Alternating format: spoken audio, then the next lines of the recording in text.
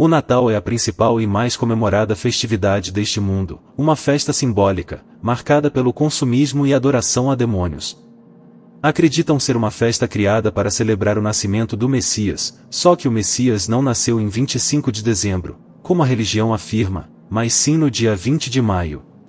O dia 25 de dezembro se originou da Saturnália, um festival realizado pelos romanos antigos para celebrar o que chamavam de renascimento do ano, o qual através de sincretismo religioso foi repassado ao mundo pelo catolicismo como o dia de Natal, o nascimento de Jesus. O símbolo marcante do Natal é a árvore de Natal, presente na maioria das casas daqueles que praticam a festividade. São árvores grandes, pequenas, enfeitadas de bolas, luzes e diversos adereços. Este culto também se originou do paganismo, do culto a Baal, onde os adoradores deste deus realizam cultos nos bosques, em meio às árvores. Muitas das vezes o culto também consistia em adornar as árvores. Mas este culto à árvore vem desde o tempo de Nimrod, o grande primeiro homem poderoso sobre a terra. Nimrod era filho de Cã, e tinha por mulher Semíramis, a qual também era sua mãe. Nimrod matou seu pai e a tomou por esposa. Ele foi o fundador da antiga Babilônia, bem como Nínive e outras cidades pagãs. Ele foi o responsável por construir a Torre de Babel, com o intento de alcançar o céu, bem como reunir todos os povos da terra em um único lugar. Nimrod, porém, foi morto por seu tio Sem, e Semíramis espalhou a mentira de que ele não havia morrido, mas que havia subido aos céus, pois ele se intitulava como um deus, o Deus Sol.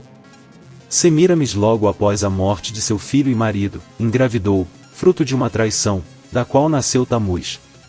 Tamuz morreu durante uma caça e seu corpo ficou caído sobre um tronco apodrecido de uma árvore. Semíramis então propaga entre o povo que seu filho havia ressuscitado, e subira junto a seu pai, o Deus Sol. Além disso, afirmou que o tronco da árvore na qual Tamuz jazia havia nascido um pinheiro, simbolizando o renascimento do Deus Tamuz. Começa então o culto à árvore como objeto sagrado, onde as pessoas levavam pinheiros para dentro de casa, onde eram enfeitados com ouro e prata como honra e louvor ao renascimento de Tamuz. Além disso, as sacerdotisas de Semíramis jejuavam e choravam 40 dias pela morte de Tamuz ao pé do pinheiro, e no final desse período elas agradeciam umas às outras fazendo trocas de presentes, os quais eram depositados aos pés do pinheiro. E todos os anos no dia 25 de dezembro era comemorado o Natal, o nascimento de Tamuz. E esse foi o costume praticado na Babilônia. E quando os persas dominaram essa região, assimilaram toda essa idolatria e costume, apenas mudando o nome de Nimrod, Semíramis e Tamuz. Tanto Nimrod, Semíramis e Tamuz são Satanás, Azazel e Ismael, os três principais caídos, os quais reinaram no princípio desse mundo como trindade, possuindo corpos e reinando sobre a humanidade, exercendo poder e domínio sobre ela, mudando apenas de nomes e títulos, assim como fora no Egito como Osíris, Ísis e Horus e na Grécia como Zeus, Afrodite e Eros. Note que durante o nascimento do Messias apareceram três homens, os chamados três reis magos, os quais aparecem misteriosamente para oferecer presentes, ouro, incenso e mirra. Tendo, pois, o Messias nascido em Belém da Galileia, no tempo do rei Herodes, eis que três magos vieram do Oriente a Jerusalém. Perguntaram eles: onde está o rei dos judeus que acaba de nascer? Vimos a sua estrela no Oriente e viemos adorá-lo. A esta notícia, o rei Herodes ficou perturbado e toda Jerusalém com ele. Convocou os príncipes dos sacerdotes e os escribas do povo e indagou deles onde havia de nascer o Cristo. Disseram-lhe: em Belém, na Galileia, porque assim foi escrito pelo profeta. Herodes, então, chamou secretamente os magos e perguntou-lhes sobre a época exata em que o astro lhes tinha aparecido.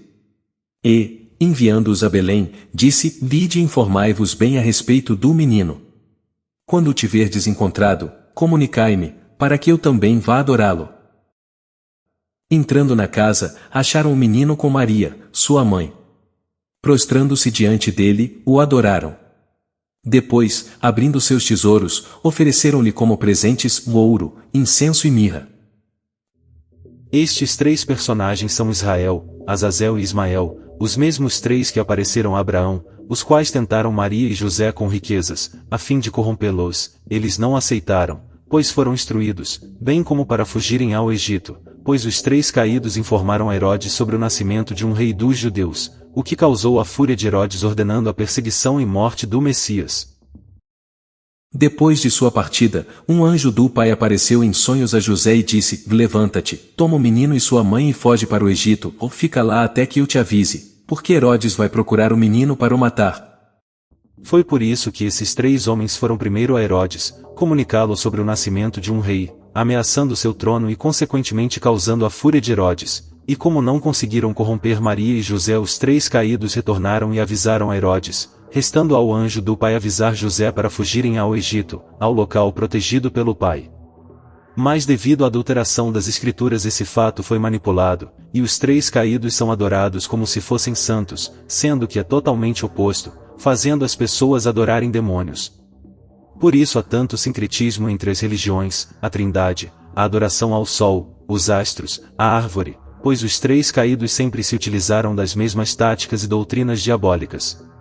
O culto ao sol é devido ao lago de fogo, o sol, para onde irão os caídos e todos os condenados, por isso fazem os seres humanos adorarem o sol, a condenação eterna dos caídos. O culto à árvore se origina do Éden, da árvore do conhecimento do bem e mal, donde veio o fruto que causou a desobediência de Adão e Eva, e consequentemente, o surgimento deste mundo físico, bem como a sua entrega à posse a Satanás e demais caídos. Por isso eles ao longo da história introduziram o culto à árvore em diversas culturas, a começar pela Babilônia, por meio de Semiramis, ou Azazel, que foi mantendo o culto até os dias atuais. A árvore de Natal é a própria representação da árvore do conhecimento, com suas bolas representando o fruto, as fitas representando a serpente, as luzes representam o conhecimento introduzido à humanidade por Satanás, a luz do conhecimento, assim como a tocha do Baphomet, e por fim, a estrela de 5 pontas no topo da árvore, representando o pentagrama, o próprio Azazel. Portanto, o Natal não se comemora o nascimento do Messias, mas sim o surgimento deste mundo. Quando Adão e Eva desobedeceram ao Pai, tudo passou ao domínio de Satanás, dando origem ao nascimento de seu reino de domínio e pecado. Quando uma pessoa celebra o Natal, ela está festejando o surgimento deste reino de pecado e morte, por isso é a festividade mais praticada no mundo, quer seja por quaisquer religião ou credo. Por isso Azazel escolheu esta data para representar o nascimento do ídolo Jesus, sua própria representação. Assim as pessoas todos os anos festejam seu nascimento, pensando ser o nascimento do Messias. E isso se deu no século IV, pelo Papa Júlio I, o qual estabeleceu o dia 25 de dezembro como dia de Natal, como tentativa de cristianizar as celebrações pagãs, que já eram realizadas nessa época do ano, pois os romanos cultuavam a Saturnália, dedicada ao deus Saturno, que marcava o início do solstício de inverno e que durava 7 dias, a partir do dia 17 de dezembro e que mais tarde se estendeu até o dia 25. Tal festividade envolvia procissões, decorações de casa, velas, comidas, bebidas e distribuição de presentes. Outro símbolo natalino muito utilizado é a guirlanda, colocada nas portas das casas. Também teve origem pagã, da Grécia e Roma, a coroa de louro, colocada sobre a cabeça como sinal de poder e para representar o deus Apolo, bem como a deusa Vitória, Azazel, o qual dá poder, simbolizado pela guirlanda de louro. A pinha é outro símbolo muito utilizado no meio pagão, e representa o mais alto grau de iluminação, conhecimento dos caídos repassado à humanidade, por isso está presente em diversas culturas. Mais tarde foi criado a figura do Papai Noel, oriundo de outro culto pagão, ao deus Odin, um dos principais deuses da mitologia nórdica. Para os nórdicos, Odin era responsável por distribuir presentes durante o Yule, um festival pagão que acontecia nos países nórdicos, para celebrar o solstício de inverno, por volta do dia 21 de dezembro até 1º de janeiro. Durante a festividade os homens traziam toras de Yule, onde eram acesas, enquanto as mulheres decoravam as casas com sempre-vivas e velas. A festa ainda incluía comidas, bolos de frutas, bebidas e sacrifícios enquanto as toras queimavam, o que levava vários dias. E assim como as demais culturas pagãs, também havia adoração ao deus Sol, a chamada criança da promessa, o filho do Sol, assim como fora Tamuz, o qual era celebrado durante o solstício de inverno, noites mais longas, representando a morte e renascimento do deus Sol.